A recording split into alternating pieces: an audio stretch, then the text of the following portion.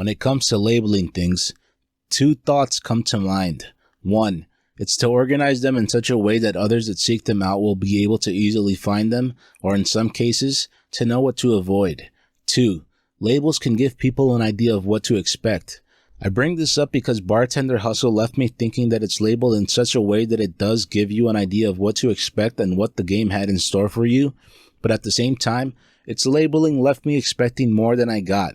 The problem with labeling things, especially games, is that sometimes this can work against you.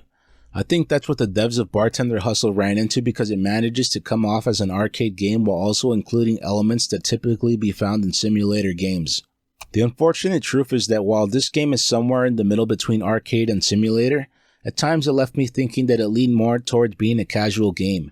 Labeling Bartender Hustle as casual may have been more specific in regards to what you'd be getting from this game, but the truth is that labeling a game as casual might as well be letting some gamers know that this is a game to be avoided. It's because some casual games don't offer enough to gamers that want more out of their gaming experiences. Casual games are usually the kind of games that you can pick up and drop whenever you want. They might not be as fully developed as you'd like, and at their worst, they're simply cash grabs attempting to get money out of you in any way possible. At no point does Bartender Hustle come off as the wrong kind of casual game, but at the same time, I don't feel comfortable fully accepting this game as a simulator. Maybe it's because past experiences have left me feeling this way, but when I think of simulator games, I think of games that are practically indistinguishable from the real thing. Whether it be with Formula 1 racing, long-haul trucking, or some other niche activity that leaves people wanting a one-to-one experience from a simulator meant to duplicate what it entails. It could be that I just expected too much from Bartender Hustle from the start.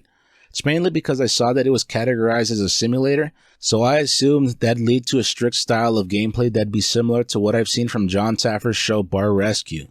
That might be too extreme of an ask for a game, but as I've said, it's because I know that there are simulators out there that really go all out towards capturing the experience of what they're trying to emulate. It may seem as if I'm getting ready to tear Bartender Hustle apart, but that's not my point. Though I definitely enjoyed my experience with it, I was left thinking that this game could have been better in more ways than one.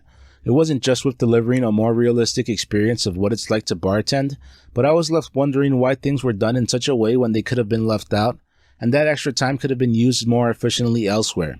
From the start, I was satisfied with what I saw of Bartender Hustle. It was colorful, featured music that appeals to me, and in general, it offered a level of customization that left me wondering if that'd eventually be a big part of the game. Even if I've never worked as a bartender before, I know that it can be a stressful and fast-paced job, so I went into Bartender Hustle expecting that. Contrary to what I thought, the first 2 hours or so were pretty relaxing. It was due to the relaxing gameplay that Bartender Hustle initially offered that I was left thinking that rather than this being a straight-up bartender simulator, it was more of a mix between arcade and simulator gameplay. What I mean is that there's plenty of hand-holding that you wouldn't expect in an actual simulator game. Even if I don't have a great deal of experience with simulator games, some of the driving simulators I've played have had such a high level of entry that after trying and failing more times than I could recall, I'd just move on to something else. That wasn't the case with Bartender Hustle, and that's one of the main reasons why I enjoyed it as much as I did, but at the same time, it kind of left a bad taste in my mouth. In general, I'd say that I honestly didn't mind how far the game went with the hand-holding, at least in the story mode, which is what I stuck to playing. But I'm sure that some out there would want a more hardcore simulator experience. If that's what some were looking for in Bartender Hustle, chances are that they'd be disappointed. I know that games are made to be a particular way because of what devs have in mind and or they want to deliver an experience that'll be enjoyed by gamers. When I saw what Bartender Hustle really had to offer, I started to think of ways that it could have been turned into more of a hardcore simulator. It didn't even have to be hardcore right from the start. The easy entry into this game could have been remedied by having a tutorial section where you learn about how to bartend/mix drinks, but I can see why you were thrown right into the game. As I've previously mentioned in other reviews, I dislike it when games go out of their way to make it obvious that you're dealing with a tutorial section. There could have been ways of getting around that in Bartender Hustle, but rather than doing that, you were offered an encyclopedia of drinks, how to make them, and as if that wasn't enough, each customer's request for a drink was followed by a sort of cheat sheet that you could whip out whenever you'd want. I'm complaining about how the game held your hand, and yet that's how I stuck to playing the game. I realize that comes off as contradictory, but I guess you could say that's more of an observation in regards to how the game worked. I like to think that I'm not pedantic when it comes to reviewing games and honing in on aspects of a game to the point where that's all I'll discuss. I like to have a broad view of games, and from there, I'll focus in on specific things that stood out to me as I played. Despite that, there was one simple thing about Bartender Hustle that stood out to me. It really isn't that big of a deal, but since it eventually came back to become a pain to deal with, mainly due to bugs and crashes, I was left wondering why I didn't have the ability to save in between chapters. With how it worked, you'd have to complete a full shift before you'd eventually move on to the next chapter. Unfortunately, I dealt with multiple crashes while playing Bartender Hustle. Normally, that wouldn't be a big deal, seeing as how many games offer autosave more often than is necessary, but with Bartender Hustle, I was losing out on progress I had made. It was especially annoying because I'd end up having to repeat sections that I had just cleared. Bartender Hustle makes itself out to be a narrative experience, and to an extent that's true, but with how spontaneous a bar's environment can be, this issue took me out of the moment, and I didn't like that. Bugs and crashes sometimes aren't a big deal, usually as long as you can get around them in one way or another, but the problem was that with Bartender Hustle, it happened more time than I would have liked. At first, I noticed that a glass would stay stuck floating in the air, and though that was initially amusing, I wasn't laughing when I realized that I couldn't get around that. The only thing I could do was restart the game and begin from the start of the chapter. Losing out on progress definitely bummed me out, but I made that choice over wasting time on something that most likely didn't have a solution. It's possible that other players didn't experience what I did because I noticed that Bartender Hustle received multiple patches during my time spent with the game. I didn't read the patch notes, but I assumed that the bugs/crashes I was dealing with had been corrected, so I kept playing as if nothing was wrong. Before long, the game kept crashing, and it was especially frustrating to deal with due to me being on a roll whenever this would happen. With how easy Bartender Hustle was from the start, it probably sounds strange to mention being on a roll and being happy about that. It's because the game eventually got to the point where the cocktails got harder to make. It's not only because of the number of ingredients that were required and the precision that was necessary when it came to pouring specific amounts of alcohol and other cocktail ingredients, but also because the cocktails would sometimes become more complex than you had grown used to. On top of that, it could sometimes be a bit tedious taking time to make these ingredient-heavy cocktails. Tediousness usually comes as a result of repeating the same task over and over again, and you could say that's exactly how the gameplay in Bartender Hustle is, but this feeling mainly arose as a result of how some cocktails required a high level of precision or simply more ingredients than you expected. I thought that it was weird that this was asked of you when it came to making cocktails, but when it came to serving beers, they'd pretty much serve themselves. It could just be that that's the message the devs wanted to get across, but I expected a bit more uniformity across the board when it came to how drinks were made and served. This is something I'll eventually cover when it's time to discuss the sometimes difficult nature of this game. It might be insulting to say that you've seen what a game has to offer before you're even done playing the main storyline, but that's how it was with Bartender Hustle. Besides the difficulty required in making cocktails and the different types of drinks that patrons would request, the bars/clubs themselves were what would change. You'd think that this would create interest in seeing what else was to come, but the gameplay and variety offered quickly reached a standstill. I wouldn't go so far as to say that this made me think badly of the game, but at the same time, I can't go out of my way to say that this is the kind of game that has you coming back for more. I enjoyed my time spent with the game, but in reality, it's the kind of game that shows you the majority of what it has to offer in one playthrough of it. There were other modes offered, but from what I saw of Bartender Hustle, it seemed as if they just offered the same experience as the main story mode, but with less restrictions. You'd think that'd be a good thing, but I wasn't up for fully exploring every nook and cranny of this game. It was enjoyable, but I was around halfway through it when I realized that I knew what I'd be writing about. As I previously hinted at before, Bartender Hustle is an appealing game right from the start. It wasn't just because I'm a fan of the music that was used in the game, but also because you got positive vibes from the menu itself, and it helped that the game in general is very colorful. I realized that even a black and white game can be amazing if things are handled correctly and in an interesting way, but I prefer games that have a lot to offer when it comes to having an appealing color palette. By this point, I'm probably giving off the idea that I was expecting too much from this game, and though that may largely be true, at times it doesn't take much to satisfy me. As ridiculous as it may sound to some, I love it when I can see my character's body in an FPV game. It's a small detail, but it does a lot to me because it helps chip away at the sometimes gamey feeling that'll overwhelm other FPV games. I know that this is usually handled differently due to wanting to offer a different experience, maybe give you the idea that you're the one in control, so that's why you can't see parts of your character's body, but all that does to me is take away from the immersion.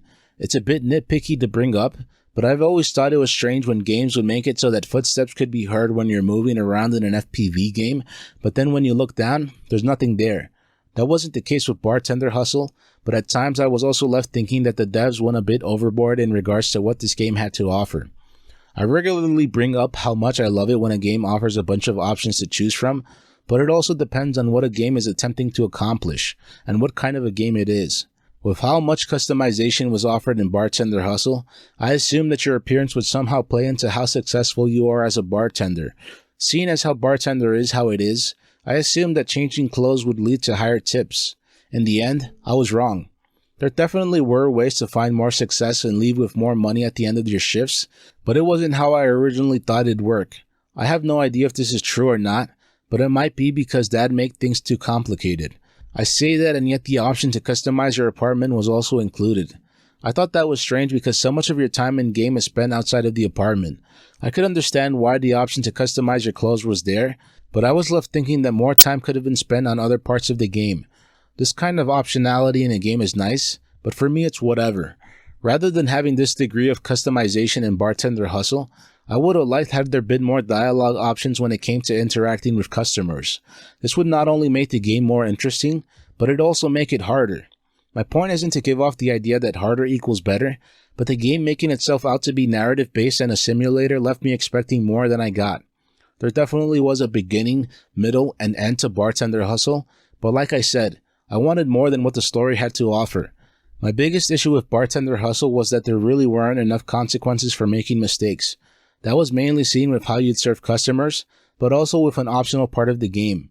The apartment section of Bartender Hustle offered a little minigame that involved multiple choice questions related to drinks and their ingredients. I'm no nightlife expert at all, and yet I was able to get 3 right answers in a row. For getting too many wrong answers, I would have made it so that the quiz gets locked for a certain amount of time, or I'd even make it so that there'd be a paid deduction for getting too many questions wrong. The point isn't to make a game unforgivably hard, but for me, part of a game's fun comes from how challenging it can be. Like I said before, rather than offering the right kind of a challenge, Bartender Hustle offered a tedious one. It was mainly because endgame cocktails would require 5+ ingredients/steps. It was interesting when you'd have to light a cocktail on fire or at least rim a glass with salt or sugar, but that still didn't do away with the repetitive nature of making and serving drinks. That's one of the reasons why I mentioned wanting more spontaneity to have come from interacting with patrons. I wasn't expecting something on the level of, say, Fallout or other similar RPGs, but this part of the game shouldn't have been so set in stone. Due to this, the game's main storyline doesn't offer as much replayability as it could, and it just makes the tediousness of it all worse. It would have been interesting to have seen customers get upset whenever you messed up a drink or responded in a way that wasn't to their liking. There were some characters that were definitely annoying to deal with, but they were made to be that way. I would have liked if possible reactions from some of these characters had more to do with how you performed as a bartender. It could just be that I was left expecting too much from a game that wasn't trying to be more than it ended up being, but if you mention that a game is narrative-based and a simulator, you're left expecting things to be at a higher level. Despite thinking that this game was tedious and could have been improved upon in many different ways, I enjoyed when it offered a change of pace.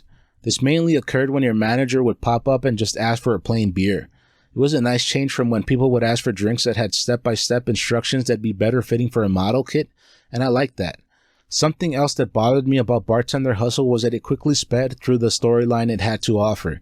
The main way of progressing through the game was to be promoted to a different bar.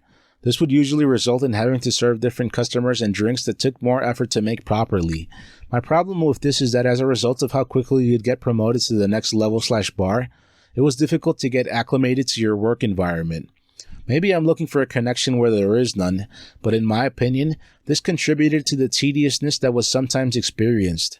What I mean is that towards the end of the game, I was faster than ever. At that point, I was having to serve complex drinks that had many ingredients and steps that needed to be followed.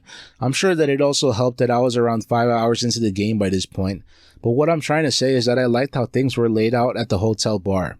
With how easy it was to see where things were, I could easily whip up drinks and serve them. It wasn't just because of how easy it was to become familiarized with where things were and when they were required, but it also helped that the names of certain ingredients gave you an idea of what kind of color they'd be or what kind of a bottle they'd be in. For example, you could easily assume that creme would be some kind of white and that coffee liquor would be some sort of dark color. From what I've written about Bartender Hustle, it's clear to me that I ended up slightly disappointed due to how much I expected from it. I've previously stated that you should judge a piece of media for what it is rather than what you want it to be, but at the same time, it's possible to toss in your own 2 cents and make a case for why things could have been handled differently. Maybe I'm just looking to avoid putting the blame entirely on myself, but like I mentioned before, the game being described as narrative-based and as a simulator gave me an idea of what I'd be expecting. On the bright side, there's a lot more that can be done with this game, and that's a good thing. Before I started playing Bartender Hustle, I was joking around by saying that if the game did well, I'd want to see a Bar Back Offshoot or John Taffer / Bar Rescue based DLC. That's not meant to be taken seriously, but it's partially true because Bartender Hustle can be seen as the groundwork for a more in-depth game. It ultimately depends on what the devs have in mind, but seeing as how Bartender Hustle is more of an arcade experience than a pure simulator, the sequel could be made into more of an actual bartending simulator. It really depends on how difficult you want your simulators to be, but I keep going back to the idea that this game left me with expectations that weren't met. I wouldn't go so far as to say that this game was bad or boring, but there definitely were moments that left me wanting to move on as soon as possible. I usually get to that point with some games no matter how good they are, usually because of how much time I've spent on them, but with Bartender Hustle, it's because I was able to get a general sense of what the game had to offer around 2 to 3 hours into it. For me, Bartender Hustle is the kind of game that you play once and forget about it. It could be that I'm left feeling that way because I have hundreds of games to play through, and I'm sure that there are plenty of people out there that like to squeeze every bit of juice from the games that they purchase, but I'm not that kind of gamer. I received a free key for Bartender Hustle, so it wouldn't make sense for me to say whether or not my money was well spent with this game. What I can say is that I was entertained for the few hours that I spent with it, and it's likely that you'll feel the same way. Despite feeling this way, if I were you, I'd wait until the game was on sale before I gave it a try. If you enjoyed this content, please feel free to like, comment, subscribe, and share. Thank you very much for watching.